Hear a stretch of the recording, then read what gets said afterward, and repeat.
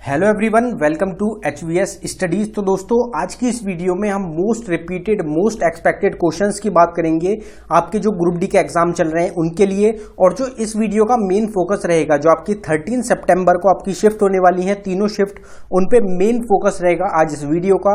इसमें जितने भी क्वेश्चन होंगे सभी एग्जाम बेस्ड क्वेश्चन होंगे। जिस पैटर्न पे, जिस टाइप के क्वेश्चन आपके पूछे जा रहे हैं थर्ड फेज में, उसी टाइप के क्वेश्चन आज आपको इस वीडियो में प्रोवाइड कराए गए हैं। अगर आपको वीडियो पसंद आए, वीडियो को लाइक करें, शेयर करें और चैनल को जरूर सब्सक्राइब कर लें। हर एक क्वेश्चन को बिल्कुल डिटेल में कवर किया जाएगा, पूरी डिटेल रहेगी उस क्वेश्चन से रिलेटेड। ज्यादातर जितनी भी इंफॉर्मेशन है वो प्रोवाइड करने की आपको कोशिश की गई है।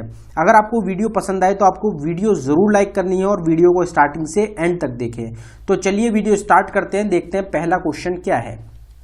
तो हमारा पहला क्वेश्चन है, Panchayati Raj institution come into existence under.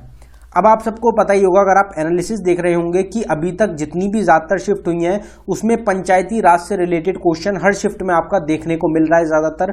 तो इसलिए सबसे इंपॉर्टेंट टॉपिक रहा है आपका पंचायती राज। आपको ये टॉपिक जरूर तैयार करके जाना है। जिनका भी एग्जाम रह रहा है उनको पंचायती राज से रिलेटेड हर एक बिल्कुल डिटेल, छोटी से छोटी चीज पता होनी चाहिए।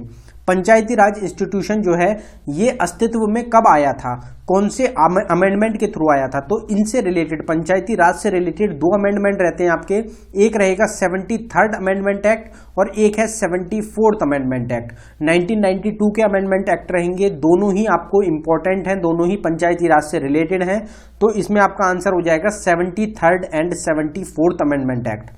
यहां पे बात हुई है पंचायती राज की, तो कुछ क्वेश्चन है, कुछ डिटेल पंचायती राज से कवर करने की कोशिश करेंगे। पंचायती राज एक अपने आप में बड़ा टॉपिक है, इसके लिए आपको एक्स्ट्रा भी देखना पड़ेगा पंचायती राज से रिलेटेड।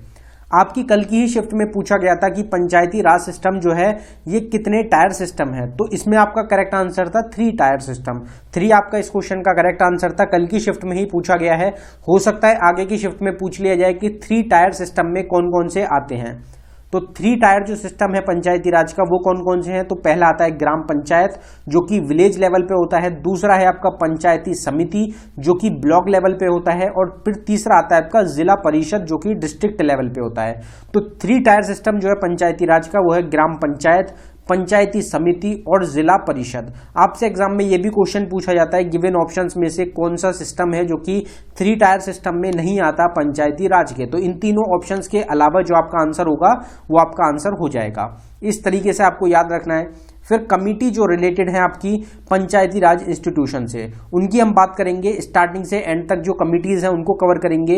इनको फुल डिटेल में हम कवर नहीं कर सकते, क्योंकि ये टॉपिक ही, जो आपकी कमिटीज हैं उनका टॉपिक ही काफी बड़ा टॉपिक हो जाता है, पूरी वीडियो चाहिए उसके लिए। तो ऊपर से कवर करते हैं कि बलवंत राय मेहता कमेटी आपकी 1957 में लॉन्च करेगी। आपको ईयर दिया जाता है, क्वेश्चन में आपसे पूछी जाती है तो आप डायरेक्टली आंसर कर सकते हैं। फिर अशोक मेहता कमेटी आपकी 1977 में है। हनुमंता राव कमेटी 1983 की, GVK राव कमेटी 1985 की, LM सिंघवी कमेटी 1986 की। आपसे क्वेश्चन अभी पीछे की शिफ्ट में पूछा गया था, उसमें आपको क्वेश्चन में 1986 दिया गया था कि कौन सी कमेटी है 1986 में और ये पंचायती राज से रिलेटेड है। तो उसमें आपकी सिंघवी कमेटी थी। तो आप ईयर से आंसर जो है वो मार्क कर सकते हैं। फिर सरकारी commission on centre state relation 1983, PK Thongon committee 1989, फिर हरलाल सिंह खर्रा कमेटी 1990। फिर अगर आपसे पूछा जाए कि first state to have Panchayati Raj system, पहली स्टेट कौन सी थी जिन्होंने पंचायती राज सिस्टम को इंट्रोड्यूस किया था, लाए थे, तो वो थी आपकी राजस्थान। राजस्थान में भी अगर आपसे डिस्ट्रिक्ट पूछ लिया जाए तो नागौर डिस्ट्रिक्ट था जहां पे सबसे पहले इंट्रोड्यूस किया गया था पंचायती राज सिस्टम को। अगर आपसे ईयर पूछ लिया जाए तो 1959 आपका ईयर हो जाएगा। पंचायती राज डे हर साल कौन सी डेट को ऑब्जर्व किया जाता है? 24 अप्रैल को हर साल ऑब्जर्व किया जाता है पंचायती राज डे को। 2010 में पंचायती राज सिस्टम को मनमोहन सिंह, जो कि उस टाइम पे प्राइम मिनिस्टर थे इंडिया के, उनके द्वारा लॉन्च किया गया था। कहा गया था कि हर साल 24 अप्रैल को पंचायती राज डे के रूप में ऑब्जर्व किया जाएगा। और 2011 से हर साल हम पंचायती राज डे को ऑब्जर्व करते हैं 24 अप्रैल को। अगला क्वेश्चन है हमारा, if a panchayat is dissolve election are to be held within. अगर कोई पंचायत है वो डिसॉल्व हो जाती है, खत्म हो जाती है, तो उसके जो इलेक्शंस होने हैं वो कितने महीने या कितने साल के अंदर हो जाने चाहिए।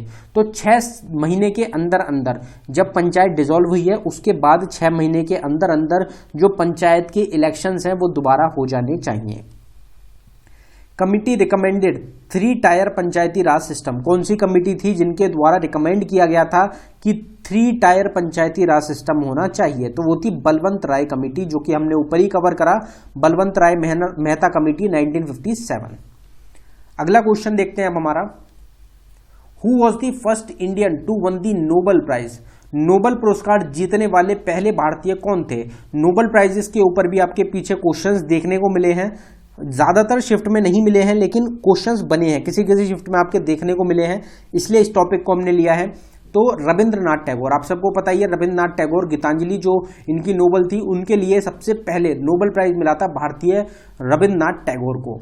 अगर नोबेल प्राइजेस की इंडियंस की बात करी जाए तो रविंद्रनाथ टैगोर को 1913 में मिला है, सीवी रमन को 1930 में मिला था, हरगोबिंद खुराना को 1968 में मिला है, मदर टेरेसा 1979 में। इंडियन ओरिजिन नहीं थी, इंडिया में जन्म नहीं हुआ था, इंडियन नहीं थी, लेकिन इन्होंने ज्यादातर टाइम अपना इंडिया में ही व्यतीत किया था, इसलिए इनको इंडिया में भी गिना जाता है।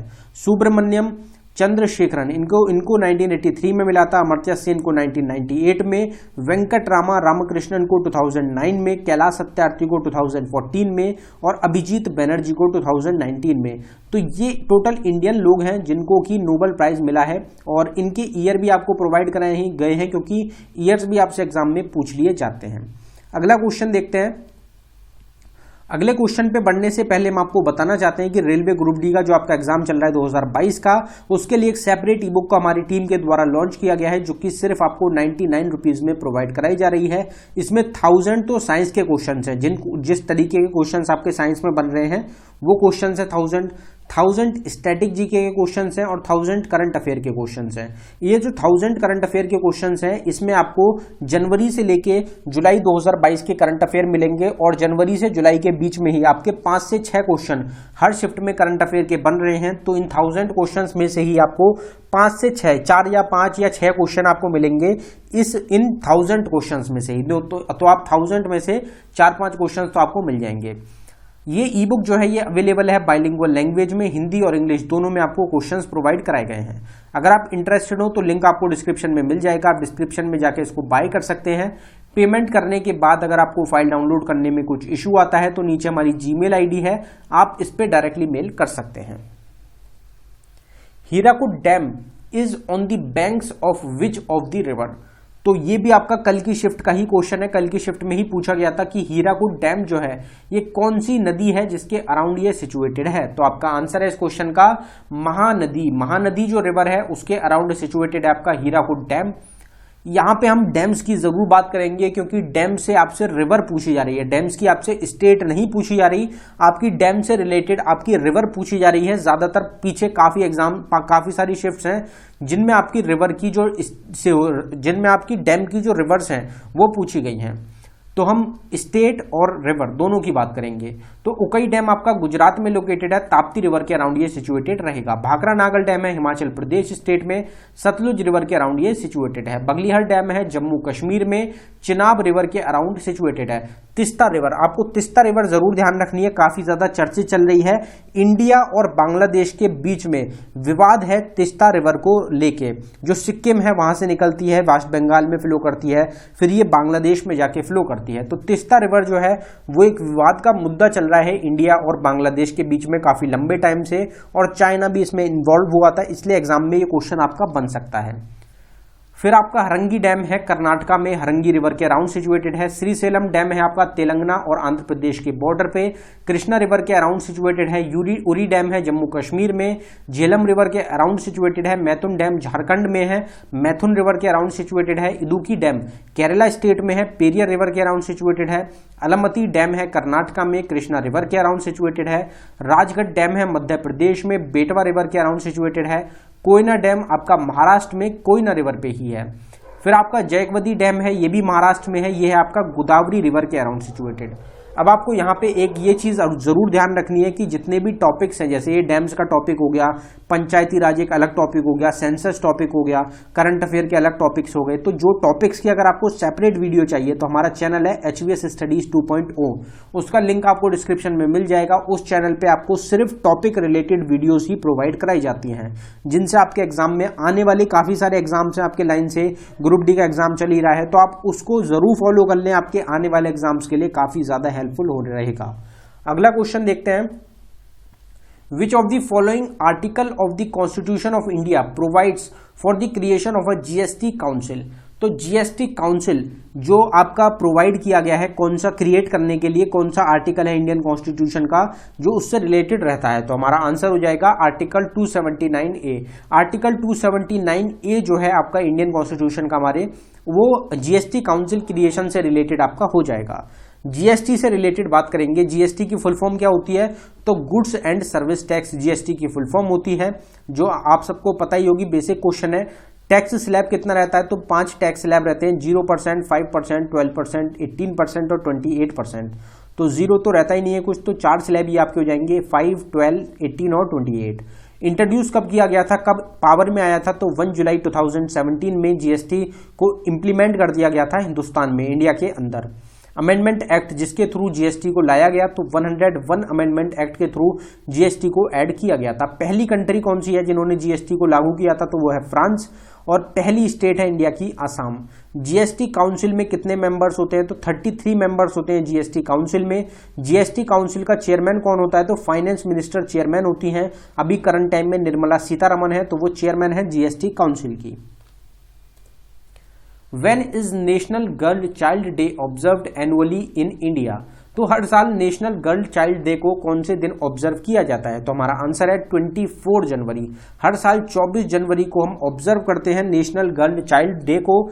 हमने जो पीछे क्वेश्चन कवर करा है, इससे आप एक ये चीज जरूर ध्यान रख रहे हैं कि आर्टिकल से काफी ज्यादा क्वेश्चन आपके एग्जाम में बन रहे हैं। आर्टिकल की एक सेपरेट वीडियो आपको हमारे चैनल पे मिल जाएगी, आप उसको जरूर देख लें।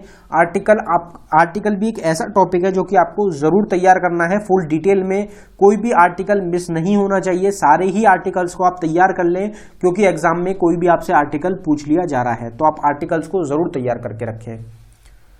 फिर 24 जनवरी को हमारा नेशनल गर्ल चाइल्ड डे जो है ये हर साल ऑब्जर्व किया जाता है। अब यहाँ पे डेज की बात करी गई, तो डेज की कुछ बात कर लेते हैं। तो NRI डे या फिर प्रवासी भारतीय दिवस हर साल 9 जनवरी को ऑब्जर्व किया जाता है। वर्ल्ड हिंदी डे 10 जनवरी को ऑब्जर्व करते हैं हम। नेशनल यूथ डे 12 जनवरी को ऑब्जर्व किया जाता है। नेशनल वोटर्स डे और नेशनल टूरिज्म डे 25 जनवरी को ऑब्जर्व होता है। मार्टियर्स डे 30 जनवरी को होता है।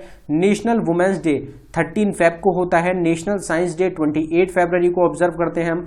वर्ल्ड TB डे या फिर ट्यूबरक्लोसिस डे 24 मार्च को होता है। वर्ल्ड हेल्थ डे होता है 7 अप्रैल को।